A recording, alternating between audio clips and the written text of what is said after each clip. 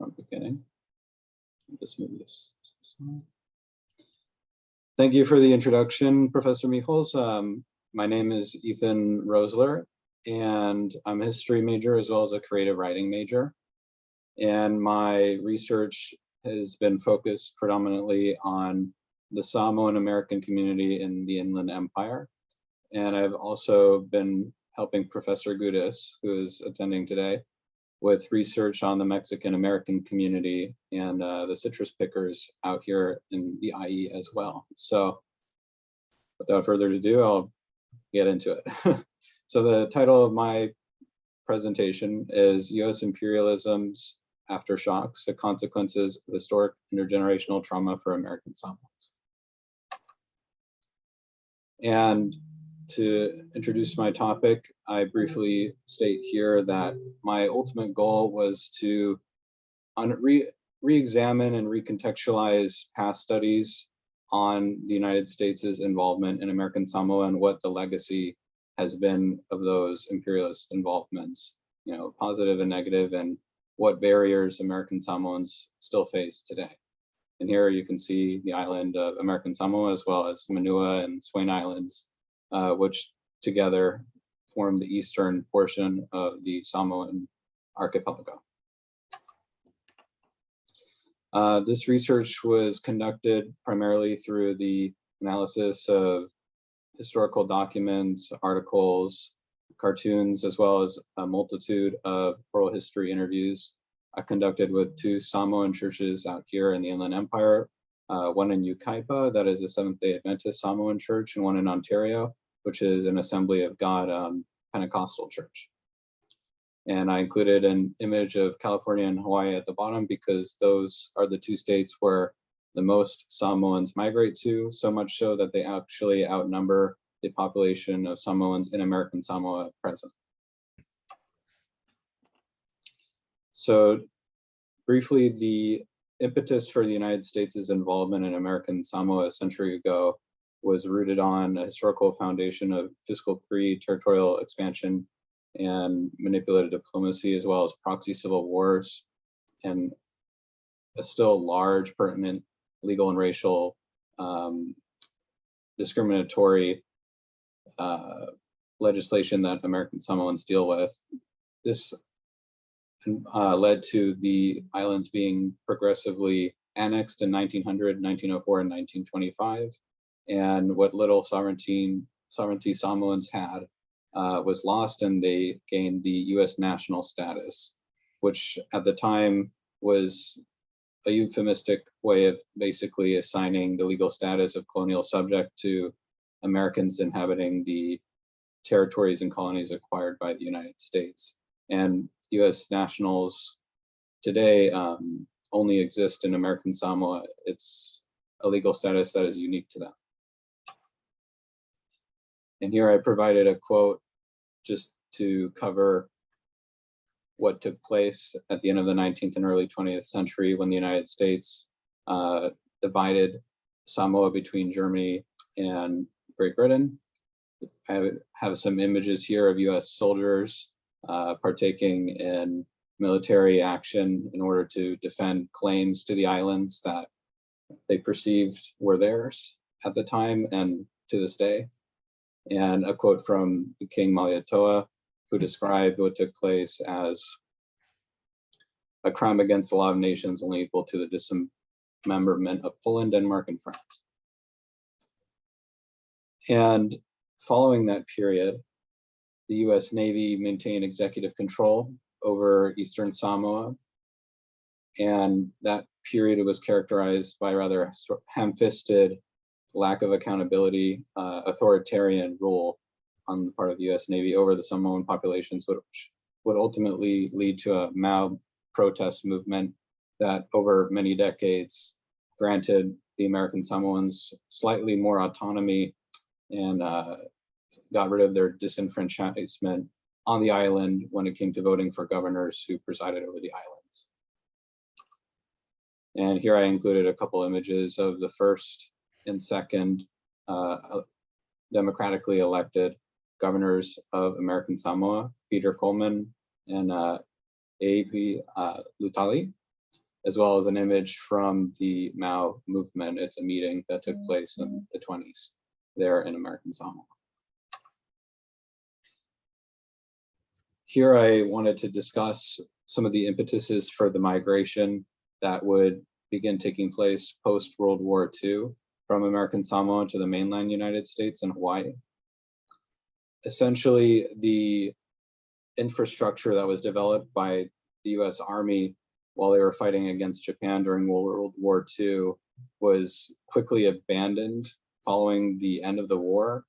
And a lot of the resources and inflation and changing in prices didn't stay consistent with the change in the standard of living Samoans were experiencing during the 50s.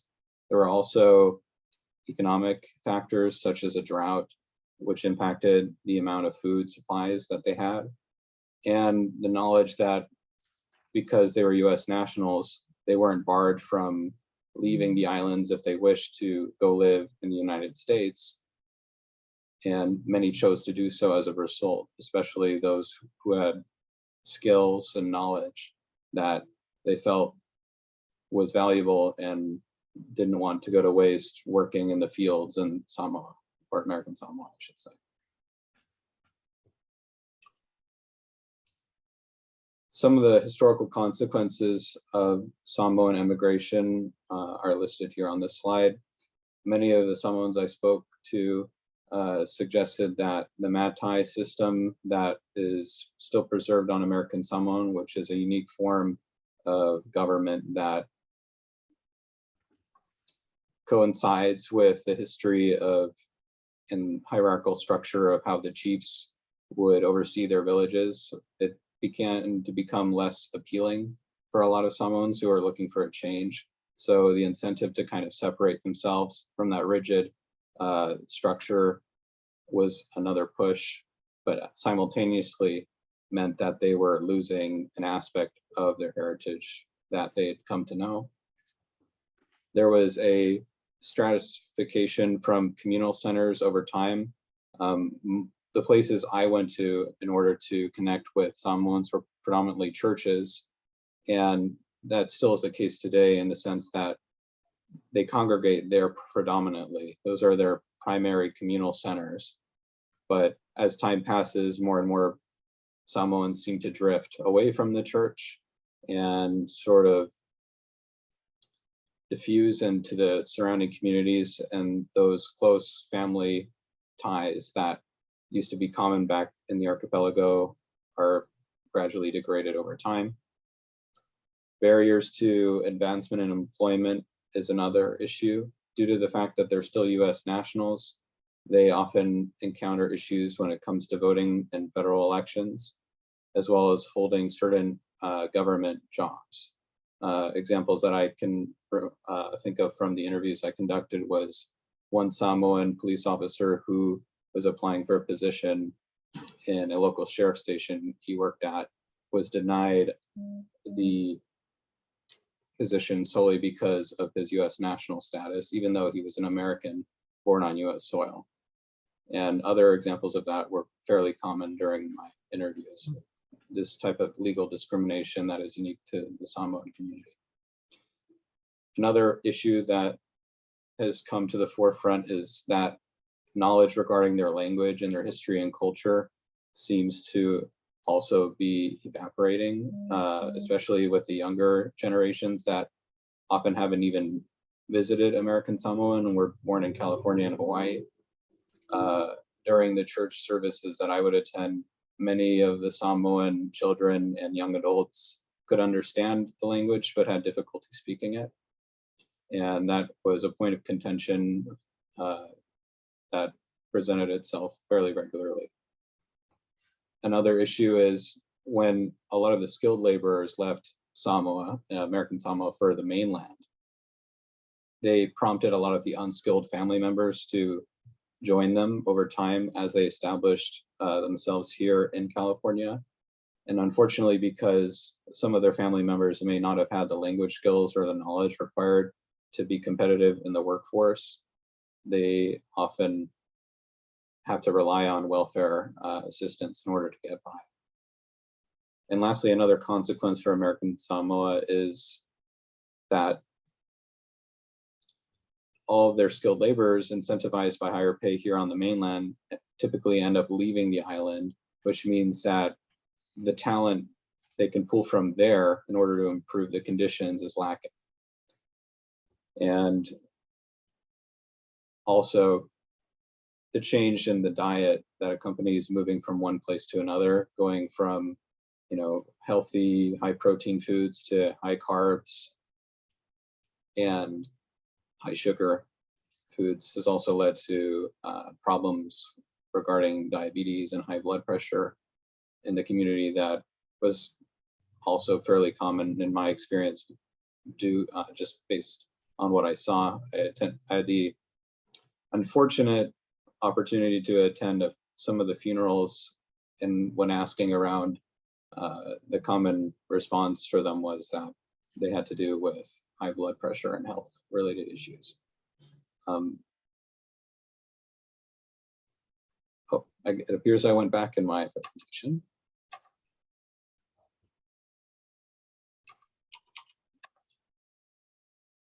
Other barriers to improvement that I've encountered during my studies is an inability for them to vote for change in mass, especially here on the mainland, just given their lack of voting rights, and a general sense of disengagement and apathy for the civic institutions in our country, who have, for the most part, left them behind as a community.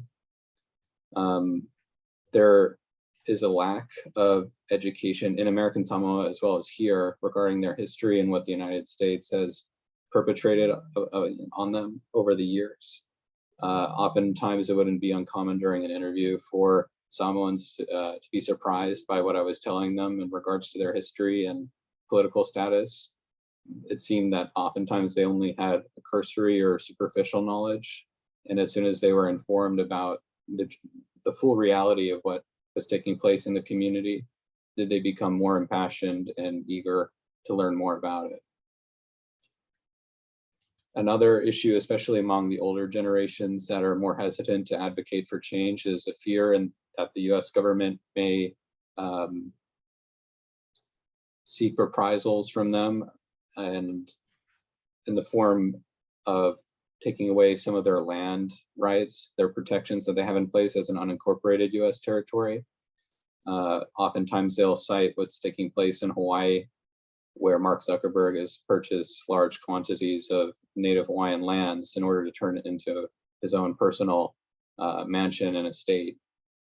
And that scares them and keeps them from wanting to speak out and attempt to advocate for equality and equal rights in the United States. Also, if they did receive US citizenship, given the nature of how territories in the United States work presently, regardless of whether or not you're in American Samoa, if you're in Puerto Rico or Guam, even if you have US citizenship, you can't vote while you're in the territories. So that would mean over 50,000 American Samoans living on the islands of American Samoa would not be allowed to vote in federal elections while on the islands. These are several of the members of the church in Ontario that I had the opportunity to interview.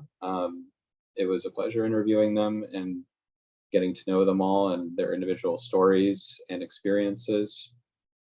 I listed some of the different topics that we'd often discuss during these individual interviews. Thus far, I've done 7, and I plan on doing more even past my upcoming graduation. When it came to language, as I stated earlier, the older generations seem to have a stronger handle on it, especially because most of them came from American Samoa directly as teenagers and young adults. Their residency, I'd asked them whether or not they'd ever consider returning to American Samoa, or whether they were happier here in the United States. And I typically received mixed responses that they would prefer being in American Samoa, but the economic opportunities there fall short of their needs, and they can make more money here. Although some of the older retirees wish to eventually return someday. some of the motivations that were often cited for leaving typically revolved around economics and a lack of opportunities on the islands, as well as education. There is only one community college in American Samoa. There are no universities. As for civic engagement, most often seem to not necessarily voice how engaged they were. Many of them didn't know who our elected officials are in California and the greater United States or even American Samoa. Again, for the reason that for the US nationals that existed in the church, they couldn't vote even if they wanted to. And their children who are US citizens don't have this ingrained civic duty that they should go and vote because their parents or grandparents aren't or weren't allowed to vote at all. Other obstacles that they may have faced often included discrimination. It wasn't uncommon to hear that some of their experiences growing up in the United States and California in schools were that of being told to not practice their Samoan language, being told it was useless, that they only should speak English. And this was fairly recently, only in the last few decades. And I wouldn't doubt still occurs. And also being treated as though they are from a country that isn't immediately identifiable. Many of them were misidentified as, either being from Africa or Latin America. So misidentification was a common experience among those that I spoke with. And additionally,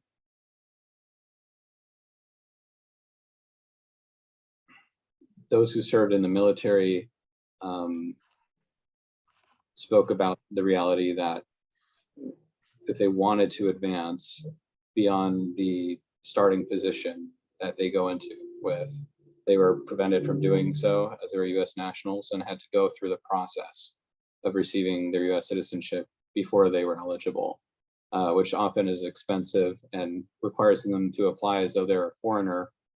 And many in the community are not necessarily socioeconomically higher up, so that it's a difficult, relatively tall order for them to pursue, and oftentimes they, for those reasons, don't go out of their way to pursue US citizenship and stay with their US national status. Listen, you have spoken now for 21 minutes, so if okay. You could wind down. Lastly, the solutions that I found would likely alleviate some of the negative conditions the community faces would be improved education, statehood or independence, full US citizenship, continued land protections, and a restoration of full legal protections that they unfortunately do not experience. I included a Pledge of Allegiance image on the right because growing up, I was always told that and asked to recite this pledge that all Americans have liberty and freedom, but that is obviously not the case for those living in American Samoa and here in the United States who are of American Samoan descent. I want to quickly acknowledge my thanks to the Student Engagement Department at UC Riverside for the funding for my mini grant that was instrumental in my ability to go out to these churches and pay all the transportation costs that quickly racked up over time. My advisor, Professor Mickles, who has guided me throughout my undergraduate journey here at UC Riverside and has made me a better researcher and a better historian as a result. And of course, Professor Gudis for all the opportunities and guidance in public history and the archives that have continued to grow and expand my understanding of history as a field and the different avenues that we can pursue within it. And lastly, Dr. Meyer, Professor Gudis's graduate student, who also was helping me throughout my studies and internship. Thank you, everyone. Thank you so much, Ethan. So I want to open up for 5 minutes for specific responses to your presentation, and then perhaps we can have a more general discussion. So, Professor Goodis, would you like to start? Or? Yeah, I mean, I think this is really interesting, Ethan. I have so many questions because I've only heard little snippets of what you've been doing. And I should add, just to say to Nicholas, which I didn't say before, that I actually teach consumer culture. That's, I think, how I first met Ethan, perhaps. Consumer culture or LA history? It may have been the public history internship class. Oh, yeah, it was. Sorry about that. So anyhow, I will return back around to your work as well, Nicholas, because I was very interested in it. But Ethan, I was really interested in two things. One of them is that I would just like for you to address a little bit the ways that you were able to, I mean, you were invited to basically family meals. That's what it looked like under the tent. So Yeah. How did you manage that? Because you're an outsider, you're not of the group, you aren't a San Bernardino resident, you're not the neighbor, right? So what do you think made that possible? Well, if I were to reflect on that, which I have, I believe just demonstrating respect and confidence and a willingness to be exposed to a way of life and a way of thinking that's different from my own. It also helps that the American Samoan community is very welcoming and, big-hearted, and their culture heavily emphasizes an appreciation for others within their community and outside of it. And they're incredibly friendly people. And that was also an inspiration and an invigorating force for me to continue doing the research, because the community has all these problems that they unfortunately deal with and they shouldn't be dealing with. Mm-hmm. So could you stop the screen sharing? Of course. Oh, yeah. Great. Okay, that's better. Thanks. And Yeah, then, sorry, yeah, go ahead. Yeah, no, I mean, I think as a corollary to that, I was just, because at a certain point, because you were having conversations, but then at a certain point, you turned on the tape recorder, right? Because you've got these recordings. Did that alter your relationship at all? Or had you already heard some of what you then recorded? Like, did you have to shift gears into this more formal, historical, archival creation in a way, right? So that you'd have it, because some other people in creative writing talk about how they never take notes, or ethnographers sometimes talk about how they never turn on a recorder, they never take notes. And I always scratch my head, like, I'm not quite certain I would be able to keep everything straight, right? So did you have a methodology by which you were able to participate both in that sort of audience participatory mode, where you were sharing meals and attending churches and funerals, and then have this other mode that then you slid into? Or can you just tell us just a little bit about it? And I do want to hear more about content, but I'm very interested in the form as well. Of course. Well, honestly, it was a little bit of everything that you mentioned. I would oftentimes start by just being communal, having conversations about anything from sports to the weather. I didn't treat them like what's the term, I guess, in Subjects. science? Like subjects. I didn't treat them that way, because they're not. They're people, and they have their own lives. And I also think it would be a little bit too, too awkward to go into it directly and be like, this is my purpose for being here. I need to interview you right now, because nobody would ever agree to that. So I oftentimes would go out there and just, spend essentially quality time with the members of the church, not thinking so much about, okay, I need to get names, I need to get phone numbers. And I just allowed those to sort of present themselves naturally over time after repeated visits. Mm-hmm. As far as taking notes go, I rarely took out a notebook and actually took notes when I was there in person, when having conversations with them, because again, I think that would make it too formal and awkward, and then they might stop fully representing their thoughts and their opinions to me. They saw me jotting it down with a pencil or with a tape recorder, what have you. During the Zoom interviews, though, I think those went much better, because if they didn't want their face to be shown, obviously their Zoom has that function where you can block out your image, and they can still talk and feel comfortable expressing themselves without, making eye contact and looking at me and me looking at them. Or those who did want that, back and forth, face-to-face contact virtually, they would keep their cameras on, and that was helpful as well. So I didn't necessarily jot things down with a pen. I just allowed, my memory, and occasionally I would ask them for their phone numbers and I would write those down. But that was the extent of what I would write down while I was at the church, is just their phone numbers and their names. Okay. Cassie, perhaps you want to ask a question to Nicholas. Yeah, and I actually, I have like softball questions, Nicholas, so no worries there. But I was really interested, because I've spoken with Ethan in the past about why Samoan, why some American Samoan. But what drew you to your topic? How did you end up studying this particular company, and what were your goals in trying to do so?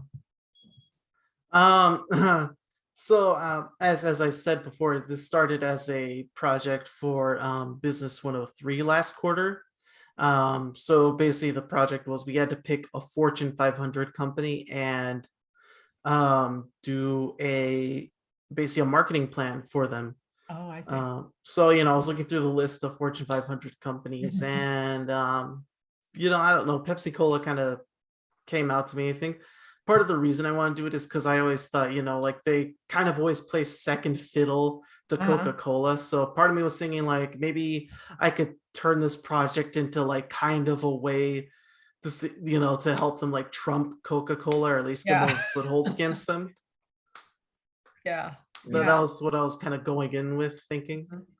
Did you look at actual advertisements, or were you looking more at the investment in marketing rather than the specific ways in which they sought to articulate the brand through the variety of products that they were selling? Because that's the thing that's curious to me, is in what ways are they seeking to either distance themselves or connect across all of those different products and those other products' brand names? Yeah. So to be honest, I didn't look at like too many PepsiCo, advertisements or anything like that for this project, because as we were taught in the class, marketing is more than just like advertisements or getting your name out there. It also has to do with like production and distribution and just the branding itself. So that's what a lot of the project focused on. Because, and I admit that I was thinking about that as you were speaking, in part because I was trying to remember what year there were some controversies, because Pepsi had tried to enter into utilizing contemporary movements. Was it are you talking about the ad with Kylie Jenner? Yes. Oh yeah, yes, I'm aware of that. Yeah, and so I just kind of wonder how, like, whether that makes an impact when you have so many different brands, whether there's, whether there was a cancellation that took place in that particular moment. And because what you were pointing towards were escalating revenues, and I couldn't remember when that was to see if it fit into. No, yeah, I think the Kylie Jenner controversy, yes, that was a long time ago. Like, I think at the latest it was like 2016 or 17, which is like right at the beginning of the period that I was collecting data for. So I mean, I don't think I really saw the effects of that, if there were any. Yeah, got it. Yeah, I mean, I think that in so many ways that I think that, as historians, we do tend to overfocus on the content of the ads themselves. And certainly the way that you're describing this kind of how they've broadened their market focus seems like what you're pointing towards as sort of the beacon of success, right? That, because of this, do you think that this is, I mean, what do you see as potential problems for that kind of effort to enhance your market dominance by segmenting across all of these different brands? Can you give a guess as to what the, potential pitfalls are? I guess from the outset, the most obvious potential pitfall could be just PepsiCo stretching themselves too thin, trying to do just a lot of different things. Also just how do they focus on branding and promoting all these different brands, right? Like they have Pepsi for soda, they have bubbly for sparkling water, like that's a lot. And that's just beverages, because they also have like snack foods and all different types. They have like chips, I think some candies and Yeah. Well, I think it was very interesting thinking about Ethan's project and then thinking about yours, because I think that some of that issues around Samoan health and well-being have to do with an over-reliance on those inexpensive items of, mass production. And I'm wondering, Ethan, if you were noticing in terms of shifts in consumption, if people ever addressed that sort of entry into sort of this fast food, easy food kind of market, or whether they talked about traditional foods in Samoa, because I'm actually not familiar with that either.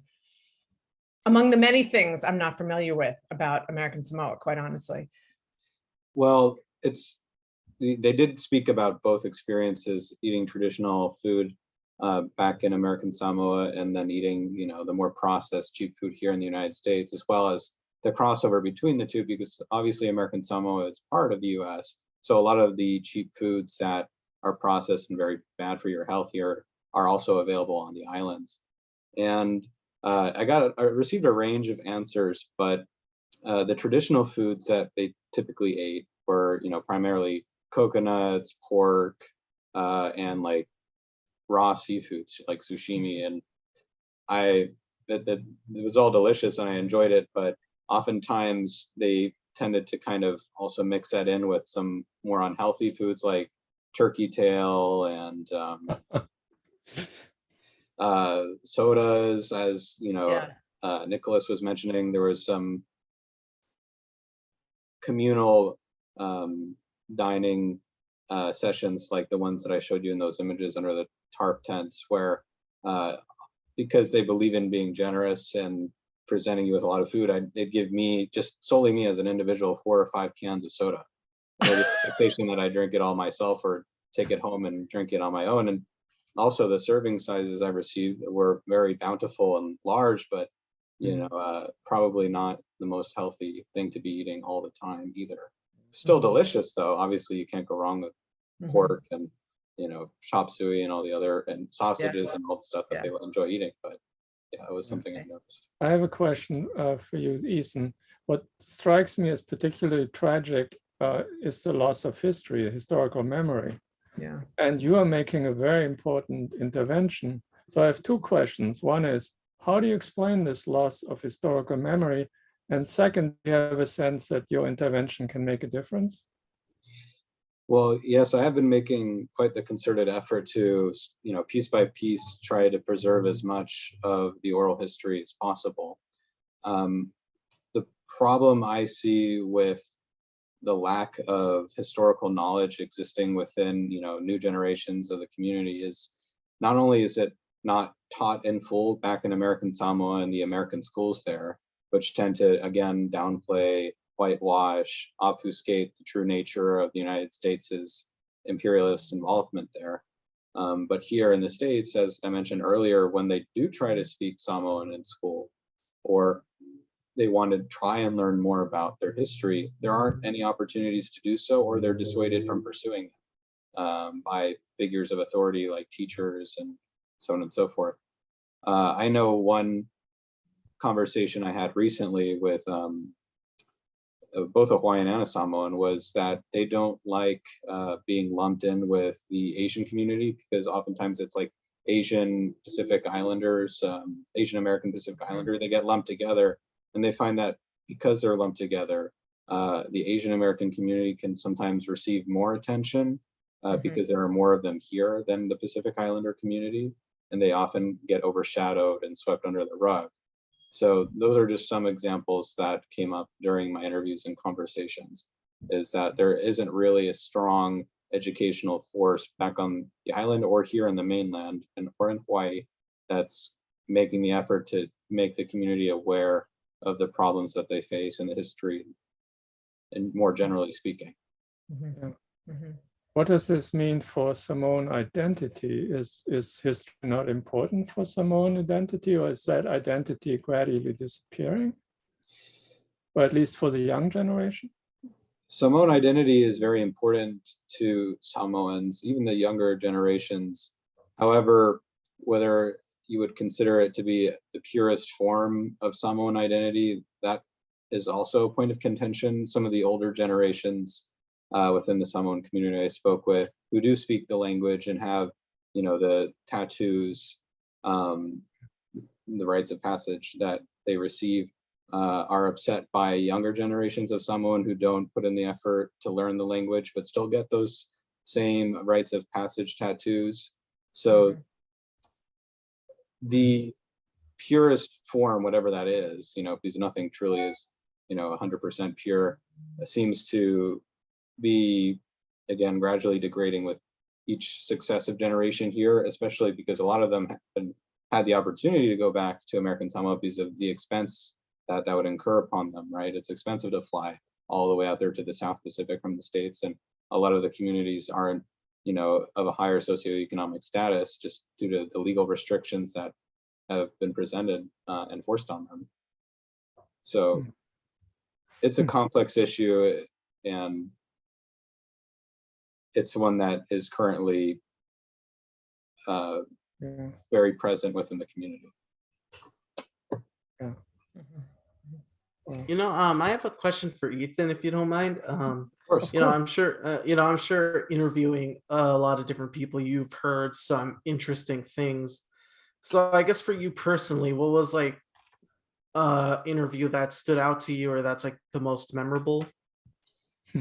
Oh, wow. It's like picking a favorite book or a movie. They were all fascinating and unique in their own way because each individual is unique, obviously, and had their own lived experiences.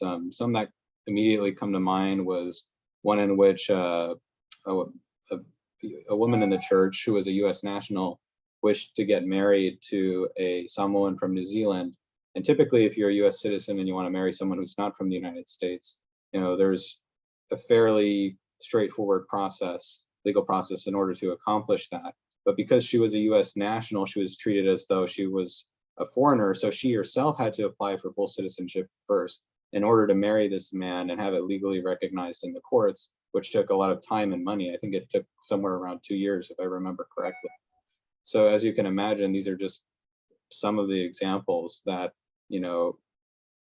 come up within the community regarding barriers and issues. But that's a more like negative example. I guess positive examples is a lot of the Samoans still have a lot of pride for their heritage and their community. Even if they themselves have never even had a chance to visit American Samoa, they still value this, and the family and the core tenets of the culture. And hearing them, in spite of the fact that Samoa is divided in two right now, speak of Samoa as one place, as one people, one nation, if you will, even though that reality isn't necessarily entirely true. It was inspiring, and it made me hopeful that eventually the divisions within the community that have been artificially forced on them will go away. Yeah. Can we throw that question back to you, Nicholas? What was most exciting about your research? What was most exciting? So like I said, a lot of my research was just going through databases and looking over data.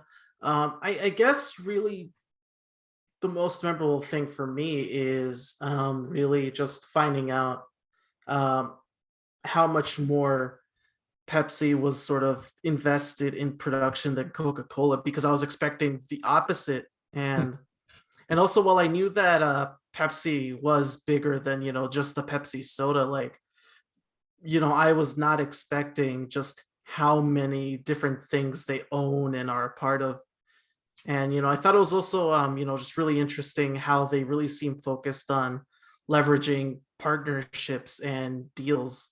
Mhm, That kind of shows like dynamism to me. mhm. Ethan, you had a question. You have your hand up. Yes, I do have a question for Nicholas. Now that you've conducted all this research on the Pepsi company and the smaller subsidiary brands that they own, how do you perceive them? Would they be a company you'd want to work for eventually someday? Since I remember saying you're a business major, or are you a little bit put off by the company's practices? How do you feel now about the brand as a result of your research? Has your opinion of them changed or transformed, evolved, depreciated? Mhm. No, yeah. Well, I mean, I didn't know much about them going in. And as I said just moments ago, I think just all their different efforts to expand and reach new customers shows dynamism to me. I mean, I didn't find any practices that I found questionable. So, I mean, if they were willing to give me a job, like, yes, I'd say yes to it. I'd like to work for them if I could. Mhm. Yeah, Mhm. I was actually curious about what if both of you could talk about what's next, both for your research or for where you hope to be after graduation at some point, if not immediately. Yeah, of course. Well, I have several things presently lined up or in the works. One of them being a UCEAP Peace Corps certification that I am about to receive, that will significantly increase my chances of being placed within a country of my choosing in the Peace Corps. I'm hoping that it's Samoa, obviously, given the research that I've done. However, I wouldn't mind being placed in other countries as well, like Mexico, just given my background. As far as graduate school goes, I'm also interested in pursuing a PhD in history. And I'm currently in the process of looking at programs and applying to schools, which I hope to do in the fall. And as Professor Michels mentioned earlier, the Pacific Islander Health Partnership Group, as well as the Hawaiian Civic Center Club, have both inquired and requested my services in continuing this type of oral history project that I've been talking to you guys about today with them. So those are just some of the things that I'm currently focused on and will likely continue pursuing in the near future. Didn't know about the Peace Corps part of this. That's Me neither. interesting. Yeah. Yeah. That's Yeah. very impressive. Thank you. Nicholas?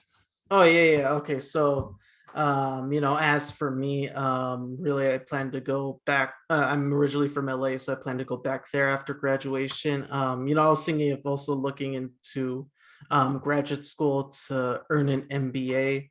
I've sort of come into contact with admissions here at UCR's business graduate school. But I'm still thinking of like shopping around and just saying, what different programs have to offer for me. Mhm. Mhm. So not necessarily or specifically marketing, but rather any, do you have a particular area that you might want to pursue? No, yeah, I mean, actually, marketing. Like if I did go to graduate business school, that's really what I would want to focus on. Yeah. Hmm. Yeah. So how are you going to decide, Ethan, whether you go to the Peace Corps or to graduate school? Well, to be quite honest, I'm going to apply for both and then make a decision Oh, okay. depending on what I get into and what I don't get into. Hmm. And I have some other opportunities that I'm pursuing as well. In the meantime, I'm currently a teacher, a substitute teacher. So I plan on continuing to do that during this gap year, working with different communities. And when the time comes where I need to make a decision, depending on what makes the most sense to me, I will decide whether or not to immediately pursue graduate school and put Peace Corps on hold or vice versa. Mm-hmm. Wow. So I'm not like too knowledgeable about the Peace Corps. So I was like wondering, what does the Peace Corps do? And, if you were to go into the Peace Corps, what kind of work were you hoping to do with them? Well, if I were to go into the Peace Corps, I would be hoping to work, at least in Samoa, where their need is typically education based. In fact, what was interesting at the churches, I spoke with one of the pastors there, and he actually told me that some of his teachers growing up in Western Samoa, because he wasn't initially from American Samoa, were actually Peace Corps volunteers. Oh. So, Huh. if I had an opportunity to be an English teacher in the Peace Corps in Western Samoa, that would be quite amazing. And considering that I'm also a creative writing major, I think I have a relatively good chance of securing some type of position like that, especially since I already teach Mhm. consistently.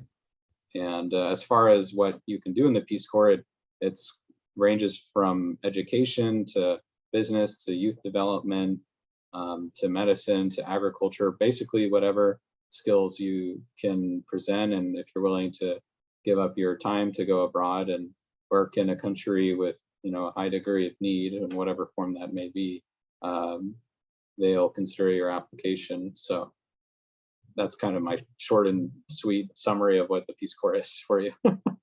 Oh, it sounds like Nicholas could do it too. Yeah, we would Yeah. be doing it from a the business sector angle. Yeah, yeah. We have a new visitor. Would you like to say something? Oh no, I was just stopping by and checking to see how everything was going. Well, we're doing pretty well. I think we're winding down. We have a few minutes. And one question I want to ask to both of you, how did the pandemic affect, first of all, the Samoan community, and how did it affect Pepsi? I mean, they're very different experiences, obviously, but oh, Ethan doesn't want to talk about it. Okay. Okay, should I go first then? Okay. Yeah, go ahead. Yeah. Yeah, so as I said, a lot of the data I was able to gather was sort of before the pandemic, but just from what I can glean, PepsiCo has obviously a lot of partnerships with restaurants. They have soda machines in various restaurants. So I imagine that source of revenue was like greatly dried up, no pun intended, when every restaurant had to close Yeah. during the pandemic. Mhm. And I imagine that would have shift sales much more to say like grocery stores and home use rather than at like restaurants or movie theaters. That's just a large sector that was closed off to them, Mhm. at least in the beginning of the pandemic. Yeah. And I imagine they really took a hit in revenue. Mhm. So Ethan, probably a very sad story, isn't it? Yeah, it's a major. You're muted. Am No, I I can't hear him. muted? Yes, now you're on. Okay. It's a major crisis within the community if we're talking about the pandemic. Per capita, I believe that they've been the most adversely affected of any community within the United States. The Pacific Islander community, which obviously includes the Samoan community. It wasn't uncommon to hear from different members of the church and pastor family members who either were hospitalized more than once from getting the virus more than once, and of some of the older members unfortunately passing away. So there was a lot of, unfortunately, heartache that was very visible at times during the services that I bore witness to. And when you consider the history of the Samoan community's relationship with pandemics, it's one that's tragic. The 1918 Spanish flu was brought over to Western Samoa by New Zealand, who was the colonizer during that period. They took over when Germany was defeated in World War I, and devastated the community. So there was already this historical trauma that already existed from that event, where the community was decimated, if not more than decimated. Yeah. So Ethan, thank you. I think we need to conclude, but I want to congratulate you both. I was a little concerned because you're in such different areas, but nevertheless, we had great conversation. And thank you so much, Cassie. You greatly contributed to this. I'm so glad you could come. Well, thanks to both of you. I was really interested in your presentations. Good job.